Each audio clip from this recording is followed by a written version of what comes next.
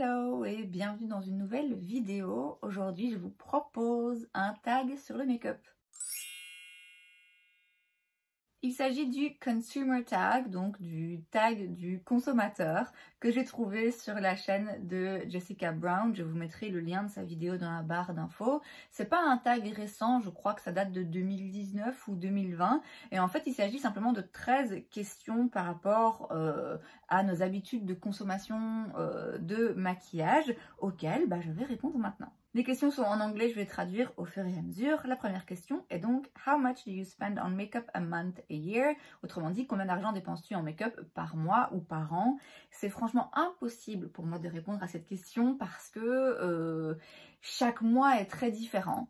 Il y a des mois où je vais rien acheter du tout, soit parce que j'ai rien envie d'acheter, soit parce que j'ai pas d'argent à dépenser. Il y a d'autres mois où je vais dépenser 300 € parce que je vais faire 2 grosses commandes, parce que j'en aurai les moyens et l'envie et l'opportunité, etc. Et même d'une année à l'autre, très franchement, ça varie pas mal. Quand je regarde l'année 2022, par exemple, franchement, j'ai très peu acheté. Alors qu'en 2023, là en 2-3 mois, j'ai acheté plus, je pense, que sur toute l'année 2022, vous voyez. Donc vraiment, faire une moyenne par mois ou par an, c'est compliqué. Je dirais que on va prendre l'année 2023 qui est en cours. Je dirais que jusqu'à présent, les 8 premiers mois, étant donné qu'il y a des mois où, comme j'ai dit, j'ai rien acheté et d'autres où j'ai beaucoup plus acheté, je dirais qu'à mon avis, on doit être en moyenne à 100 € par mois, mais c'est vraiment un petit peu au hasard. Je vous dis franchement, faire une moyenne, c'est compliqué. Chaque mois et chaque année sont différents. Question numéro 2, do you ever feel guilty about how much you spend on makeup? Donc, est-ce qu'il t'arrive de te sentir coupable par rapport à l'argent que tu dépenses en maquillage? Non. Non, très franchement, non. Pour nuancer un petit peu ma réponse, je dirais que sans vouloir rentrer dans des grands débats philosophiques ou de justice sociale, clairement, quand on connaît l'état du monde, c'est compliqué de ne pas se sentir un petit peu coupable, ne fût-ce que d'avoir un toit et à manger, hein, quand on sait qu'il y a des gens qui n'ont pas ces choses-là, et beaucoup de gens. Après, de nouveau, quand on connaît un petit peu l'état du monde et le fonctionnement, je sais très bien que c'est pas moi la responsable, c'est les 10 connards qui accumulent 90% des richesses mondiales. Voilà, et c'est un système de manière générale. Alors certes, en consommant, je participe à ce système qui enrichit les riches et appauvrit les pauvres. Donc oui, je peux, de par mes privilèges et mes facilités dans la vie, me sentir coupable de beaucoup de choses, effectivement.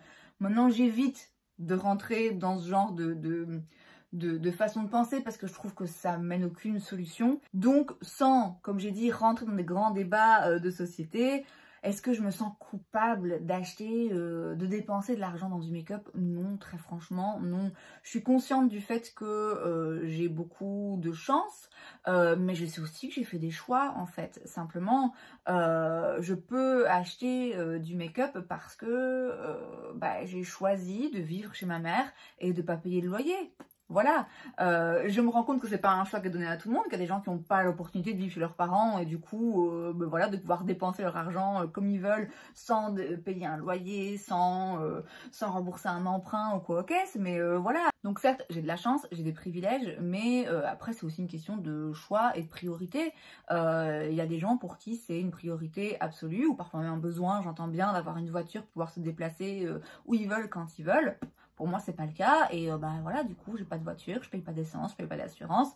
Donc ça me permet de pouvoir dépenser mon argent ailleurs. Je fume pas, je bois pas. Il y a des gens pour qui c'est une priorité de dépenser 50 balles dans un bar tous les samedis. Voilà, chacun ses priorités où il veut. Tout ça pour dire que non, je me sens pas du tout coupable, non. Question numéro 3. Do you get FOMO related to makeup releases? FOMO, c'est Fear of Missing Out, donc c'est la peur de rater un truc ou de passer à côté de quelque chose. Donc, est-ce qu'il t'arrive d'avoir peur de louper un truc ou de passer à côté de quelque chose en ce qui concerne les lancements make-up? Non. Non, franchement, je pense pas. Je le répète assez régulièrement et je me le répète aussi parfois moi-même pour bien me rappeler de pourquoi je suis ici, pourquoi je fais ça. Ma chaîne YouTube, c'est vraiment mon plaisir. C'est pour moi, c'est un hobby comme un autre. Bon, certes, un peu bizarre de parler seul devant son téléphone, mais pour moi, c'est vraiment un hobby que je fais par envie, pas dans le seul but de gagner des abonnés pour avoir plus de visibilité, pour avoir des produits gratuits, pour gagner de l'argent, pour... Non, c'est a priori juste parce que vraiment j'aime bien faire ça.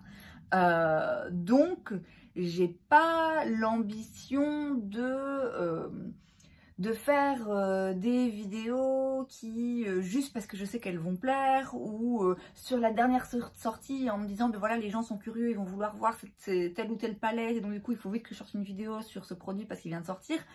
Non, j'ai pas ce genre de réflexe, donc c'est vrai que j'ai pas cette peur de louper quelque chose, ou de me dire, ah ma mince, cette palette, tout le monde va en parler, tout le monde va vouloir la voir, et moi je l'ai pas.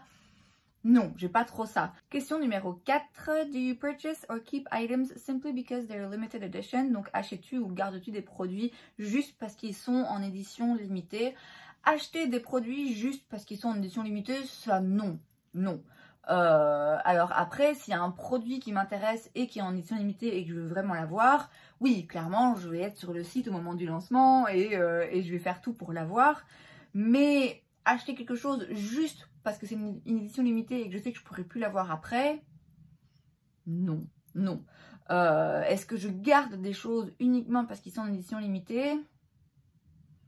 Peut-être bien qu'il y a des produits que je garde en me disant si je m'en débarrasse et que finalement un jour je vais m'en servir, ben, je pourrai plus le retrouver et le racheter. Oui, peut-être, mais je crois que globalement, je garde des produits juste parce que j'ai du mal à m'en débarrasser, et peu importe, même si le produit existe toujours et peut facilement se trouver, c'est quelque chose qui est difficile pour moi à faire. Donc, non, pas vraiment. Question numéro 5. Would you be willing to pay more money for a sold-out product online? Donc, serais-tu prête à dépenser plus d'argent pour acheter un produit sold-out en ligne? Oui et non, ça dépend. Ça dépend. Ce que j'entends par là, c'est par exemple l'anti-cerne rose de chez Maybelline. Qui était sur ma wishlist à un moment donné. Maintenant, je crois que ça m'a un petit peu passé. Mais il était sur ma wishlist à un moment donné et il était introuvable. Moi, je n'arrivais jamais à le trouver en magasin. Et j'avais vu qu'il était disponible sur Amazon. Mais du coup, il était un petit peu plus cher par rapport à d'autres endroits. J'aurais été prête à l'acheter. Finalement, je ne l'ai quand même pas fait. Hein, mais j'aurais été prête à l'acheter. Donc, un produit qui, de base, coûte 9 €. Et moi, j'arrive pas à le trouver. Et puis, je le vois en ligne à 12. Je serais tentée. Ça, à la limite, je pourrais. Ça m'embêterait, mais je pourrais. Par contre, acheter, par exemple, sur Vinted, une palette édition limitée qui n'existe plus, qui de base coûte 20 balles et là, elle est à 30. Non. Ça m'intéresse un petit peu moins. Sauf vraiment, si c'est, oh mon Dieu, une palette que j'ai tellement envie d'avoir. Mais franchement, globalement, j'en ai déjà tellement qu'il en faudrait vraiment beaucoup pour que ce soit une palette où je me dis, il me la faut absolument et je suis prête pour ça à dépenser le double de ce qu'elle coûte normalement, juste parce qu'elle est plus trouvable nulle part. Et d'autant plus si c'est un produit qui est en rupture de stock momentanément. Si je sais que le produit il va revenir, bah alors non, je vais pas dépenser plus d'argent juste pour l'avoir là maintenant tout de suite, j'aime autant attendre. Maintenant...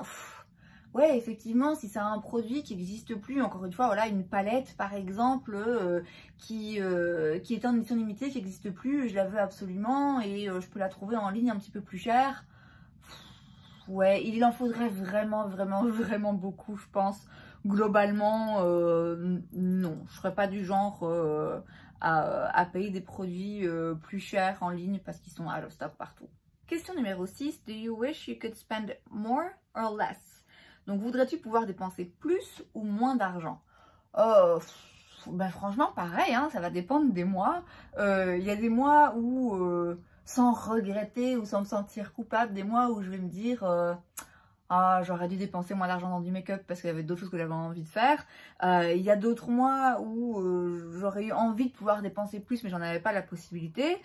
Globalement, comme j'ai dit, je me sens pas coupable de l'argent que je dépense. Je peux pas dire que je voudrais pouvoir dépenser moins. parce que ça me pose pas de problème. Parce qu'encore une fois, je dépense l'argent que j'ai, donc je suis pas là à contracter des prêts pour pouvoir acheter du make-up, vous voyez. Donc j'ai pas forcément l'envie ni le besoin de dépenser moins. J'ai pas forcément non plus envie ou besoin de dépenser plus. Je peux même pas dire, ah, idéalement, ouais, si je pouvais claquer 500 balles en make-up tous les mois, je le ferais. Non, non, globalement, ce que je dépense, ça me va, en fait. Ouais, je suis assez satisfaite de mes dépenses. J'ai pas besoin ou envie de dépenser plus ou moins. Question numéro 7. Do you feel compelled to buy something when you see it in someone else's collection? Donc, te sens-tu compelled, obligé ou contrainte? C'est un peu gros comme mot, mais bon. Te sens-tu obligé d'acheter quelque chose quand tu le vois dans la collection de quelqu'un d'autre? Te sens-tu, oui... pas tellement obligé à mon avis, plutôt est-ce que ça te donne plus envie d'acheter quelque chose quand tu le vois dans la collection de quelqu'un d'autre? Oui, ouais, forcément. Bêtement, quand je vois les collections, par exemple, ça c'est un truc complètement irrationnel chez moi, hein. Quand je vois quand je regarde des vidéos de collection de make-up et que je vois toutes les petites plein de petits trucs à paillettes, de petits liners à paillettes, de fards à paupières pailletées, ce genre de trucs, vous voyez qu'ils sont bien rangés, ça me donne envie d'en acheter 20 000 alors que j'en ai déjà et que je m'en sers pas assez. Ça c'est vraiment un truc, mais ça c'est les paillettes, hein. Mais c'est un truc complètement irrationnel chez moi. Après, bon, effectivement, ça donne toujours envie quand, surtout quand tu vois quelque chose de façon répétitive dans les collections d'autres personnes, où tu te dis, quand même ça donne envie de l'acheter. Après, est-ce que je me sens obligée de l'acheter? Non. Est-ce que ça me donne envie? Est-ce que le fait de voir certains produits dans la collection d'autres personnes m'influence? Bah oui. Et encore plus si c'est une youtubeuse beauté que je suis et dont je suis les recommandations et dont j'aime toujours les recommandations, qui recommande un produit qui dit qu'il est vraiment top, oui, ça me donne envie. Maintenant, ça me donne pas toujours envie non plus. Il y a parfois des recommandations de Tati Westbrook que je sais que je vais pas acheter parce que ça m'intéresse pas, même si elle dit que c'est extraordinaire, vous voyez. Donc ça dépend, mais forcément je suis un peu influencée, ça me paraît logique. Question numéro 8. Do you buy more during the holidays? Donc achètes-tu plus pendant les fêtes? Pas forcément. Pas forcément. Alors... encore une fois, hein, ça va vraiment dépendre d'une année à l'autre et ça va dépendre aussi de ce qu'il y a de disponible. Je pourrais avoir plus tendance à acheter pendant les fêtes parce que du coup, quand mes parents par exemple me font mes cadeaux de Noël, ils me disent bon s'il y a un truc que tu as envie, tu te le commandes et je te rends l'argent. Vous voyez, oui bon je sais c'est pas très esprit de Noël, mais voilà, moi ça me va très bien comme ça. Et donc oui, je peux de ce fait là dépenser un peu plus pour pendant les fêtes parce que je vais dépenser de l'argent pas que de ma part, mais aussi de la part d'autres personnes, vous voyez. Après, c'est vrai que pendant les fêtes, on voit beaucoup de kits ou de sets où vous avez plusieurs produits et où ça vaut la peine, on fait une affaire et donc du coup, on pourrait penser que oui, forcément, alors je vais en acheter plus et je vais plus dépenser pendant les fêtes, mais c'est même pas forcément vrai parce que je remarque que ces dernières années, j'ai vraiment fait attention à ce genre de piège justement et quand je vois des kits, des sets où je me dis, ah c'est, je sais pas moi, il y en a pour 150 €, mais moi je vais en dépenser que 70. Ouais, mais bon, est-ce que les 70 que je vais dépenser, ils valent vraiment la peine ou pas? Vous voyez, je me pose toujours vraiment les bonnes questions quand je vois des kits comme ça avec plusieurs produits, de savoir si pour moi c'est vraiment intéressant ou pas. Et très souvent ça l'est pas. Donc je pense pas forcément acheter plus pendant les fêtes, acheter plus de make-up. Après c'est vrai que Black Friday par exemple, ça m'est déjà arrivé d'acheter plus parce que justement il y avait des offres et que c'était l'occasion.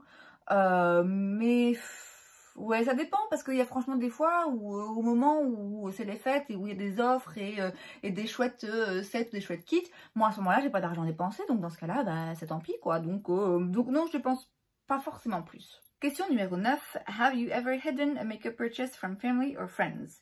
Je trouve cette question très bizarre. As-tu déjà caché un achat make-up à des amis ou de la famille? Non. Non, pourquoi? Non, pas du tout. Et en même temps, je veux dire, ce que j'achète, je filme des vidéos. Alors, mes amis, ma famille regardent pas forcément toutes mes vidéos. Mais bon, c'est difficile de cacher quand de toute façon je le montre. Et puis pourquoi? Enfin, ouais, j'ai du mal à comprendre pourquoi cacher. Enfin, si, j'imagine que si vous vivez avec quelqu'un et que, je sais pas, vous partagez les dépenses d'un loyer ou de la bouffe ou j'en sais rien, et que du coup vous n'avez pas envie que cette personne sache que vous avez dépensé 50 balles pour une palette, oui, j'imagine que ça peut arriver, mais c'est vachement malsain, les gars. Je dis ça, je dis rien, mais non, je voudrais pas que ce soit le cas, très franchement. En fait, de deux choses l'une. Et je reprends ici le contexte de, ok, vous êtes en couple avec quelqu'un et il y a des dépenses que vous mettez en commun. Pourquoi le cacher? Soit parce que, en fait, vous dépensez l'argent du ménage pour une palette sans lui dire.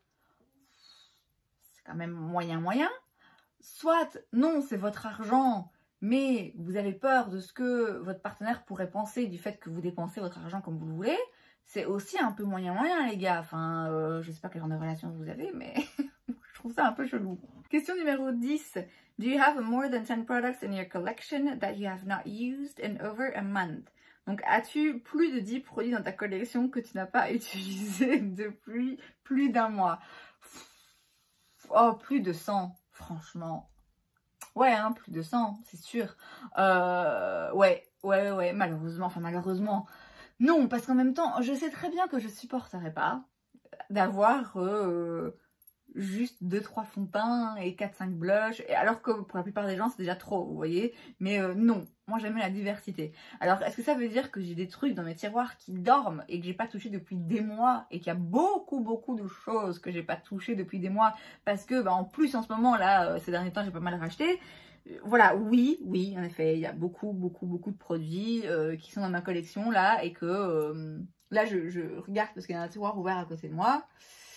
Oui, il y en a que j'ai pas utilisé depuis des mois, mais c'est les miens et je les garde quand même. Question numéro 11.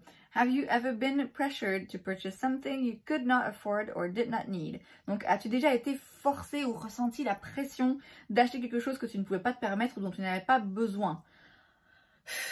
Mais est-ce que j'ai déjà eu envie? Est-ce que je me suis déjà sentie influencée et que ça m'a donné l'envie d'acheter des produits mais que bon, j'en avais pas besoin ou je peux pas me le permettre? Oui, forcément. Maintenant, est-ce que vraiment je me suis déjà sentie qu'on me mettait la pression pour que j'achète un truc alors que je peux vraiment pas me le permettre? Non. Encore une fois, si je peux pas me le permettre, je l'achète pas. Enfin, je veux dire, c'est aussi simple que ça. Donc, non, vraiment ressentir la pression, non. Est-ce que je suis influencée encore une fois? Oui, évidemment, à partir du moment où je regarde des vidéos sur le make-up pour avoir des recommandations pour me donner des idées ou des envies de savoir quoi acheter, oui, forcément, mais vraiment me sentir mise sous pression d'acheter des trucs alors que c'est des trucs dont j'ai pas besoin et dont j'ai pas vraiment envie et que je sais que je peux pas me les permettre, non, quand même non. Question numéro 12, avant-dernière question. Do you purchase makeup for collector reasons? Donc, achètes-tu du make-up pour collectionner, juste par âme de collectionneuse? Mes rouges à lèvres MAC, clairement. Oui. Alors, pas tout le temps. Et je les mets quand même. Donc, je vais pas non plus acheter un rouge à lèvres MAC juste parce que c'est un rouge à lèvres MAC en sachant que je vais jamais le mettre. Je l'ai déjà fait, mais c'était pas conscient de ma part. J'ai pas acheté un rouge à lèvres en me disant je le mettrai jamais, mais je le veux parce qu'il va dans ma collection. J'ai acheté un rouge à lèvres en me disant oh il est sympa, et puis il se fait que finalement en fait je le mets jamais ou rarement. Mais ouais, je les mets quand même. Donc c'est pas juste des collections où j'achète du make-up mais je l'utilise pas et c'est juste parce que je veux le collectionner. Je l'utilise quand même. Maintenant, c'est sûr que, vu le nombre que j'en ai, je peux pas les utiliser tout le temps. Et oui, là, à ce stade, les rouges à lèvres MAC, ouais, c'est une petite collection, on peut se le dire. Et enfin, 13e et dernière question.